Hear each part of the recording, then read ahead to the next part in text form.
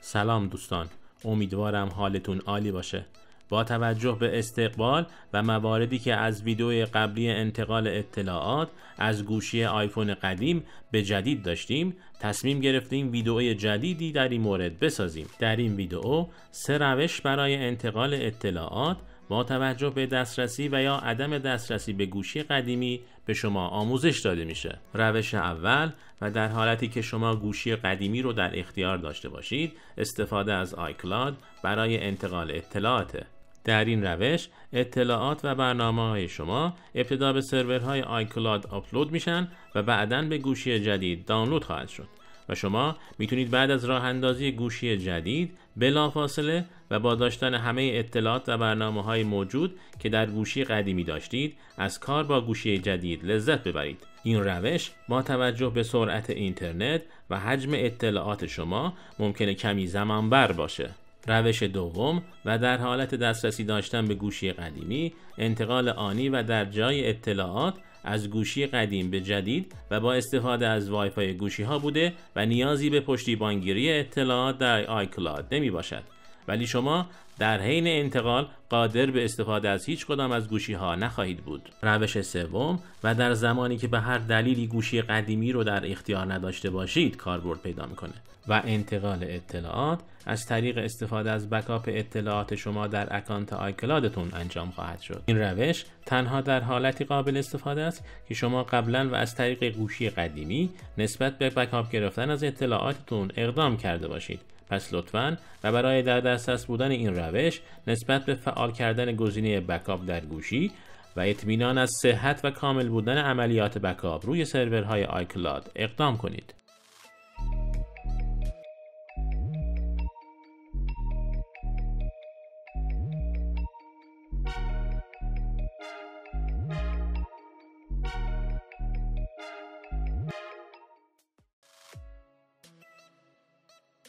قبل از شروع اول مطمئن بشید که گوشی قدیم در دسترس باشه و چک کنید که در گوشی قدیمی تیک بکاپ اتوماتیک در ستینگ فعال شده باشه و یا به صورت دستی بکاپ گیری کنید تا حتما روی آیکلاد شما از قبل یک بکاپ موجود باشه تا پروسه انتقال سریعتر انجام بشه. از اتصال وای فای و روشن بودن بلوتوث روی گوشی قدیم مطمئن بشید. هر دوی گوشی ها بایستی تا پایان پروسه انتقال به شارژر متصل باشن و یادتون باشه که حتما سیم کارت رو در گوشی جدید قرار بدید. گوشی جدید رو روشن کرده و اقدامات اولیه رو تا زمان مشاهده اعلان کویک استارت ادامه بدید. حالا با در کنار هم قرار دادن گوشی جدید و قدیم یک اعلان برای انتقال اطلاعات به گوشی جدید بر روی صفحه گوشی قدیمی ظاهر میشه. ادامه رو انتخاب کنید. حالا در گوشی جدید رمز آنلاک گوشی قدیمی رو وارد کرده و مراحل رو ادامه بدید تا به اعلان ترانسفر یور دیتا برسید. مراحل مربوط به وارد کردن پسورد اپل آیدی و همچنین قبول شرایط قرارداد استفاده از گوشی رو با تب کردن روی گزینه اگری انجام بدید و بعد از اعمال تنظیمات مربوط به سیم کارت یک نوار نشانگر پیشرفت مراحل انتقال ظاهر میشه و گوشی جدید اطلاعات لازم رو از آیکلاد دریافت میکنه. مدت زمان این مرحله بستگی کامل به حجم اطلاعات شما و سرعت اینترنتتون داشته و ممکنه سریع و یا زمانبر باشه.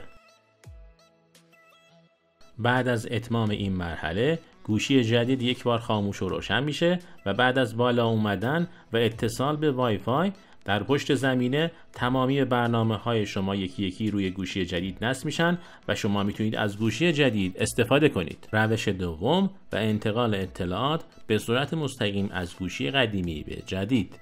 قبل از شروع در این روش هم شما باید تا پایان پروسه انتقال گوشی قدیم و جدید رو در کنار هم قرار بدید و از اتصال گوشی قدیمی به وای فای و روشن بودن بلوتوث روی هر دو گوشی و همچنین اتصال هر دو گوشی به شارژر تا پایان پروسه انتقال مطمئن بشید. همچنین به یاد داشته باشید که سیم کارت باید روی گوشی جدید قرار داده بشه.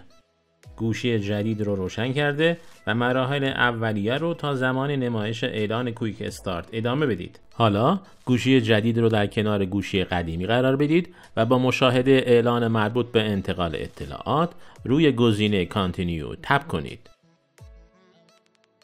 حالا بایستی بقیه مراحل رو در گوشی جدید ادامه بدید. ابتدا رمز آنلاک گوشی قدیمی رو وارد کرده تا به منوی Transfer Your Data برسید.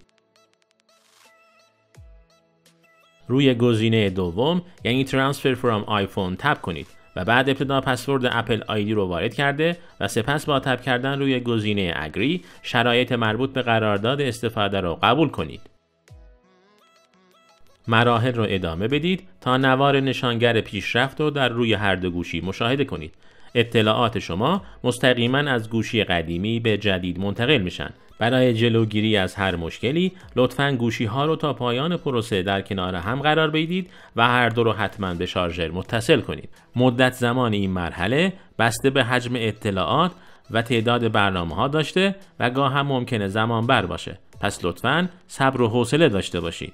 اگر مشکلی در موقع انتقال پیش اومد، بایستی ابتدا گوشی جدید رو ریست کرده و در وضعیت کارخانه قرار بدید و دوباره مراحل رو از اول انجام بدید. بعد از اتمام پروسه انتقال، گوشی جدید یک بار خاموش و روشن میشه و حالا کاملا قابل استفاده است.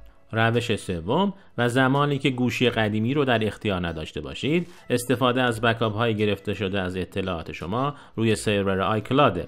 لطفاً قبل از شروع از وجود بکاپ روی آیکلاد و داشتن یوزر و پسورد اپل آیدی مطمئن شده و همچنین از اتصال گوشی جدید به اینترنت و شارژر تا پایان عملیات انتقال مطمئن بشید. گوشی جدید رو روشن کنید و مراحل رو تا زمان مشاهده اعلان کویک استارت ادامه بدید. حالا گزینه Setup Without Another Device رو انتخاب کنید و مراحل بعدی رو ادامه بدید و در صفحه Transfer Your App and Data گزینه From iCloud Backup رو انتخاب کنید.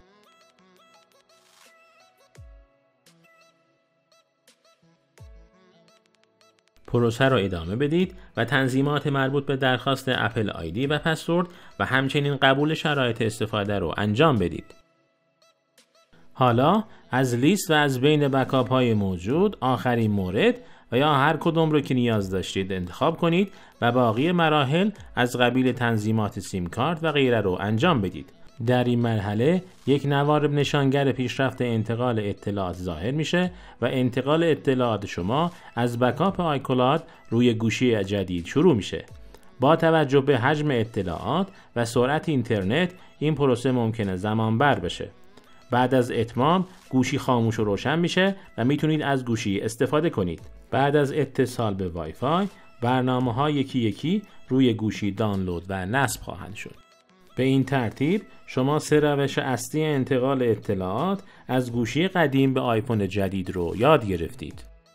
دوستان عزیز، ممنون که تا آخر این ویدیو همراه ما بودید. لطفاً اگر مشکل و یا سوالی در این مورد دارید در کامنت ها بپرسید تا جواب بدیم. لطفاً با لایک و سابسکرایب کانال خودتون رو حمایت کنید. تا ویدیو بعدی، بدرود.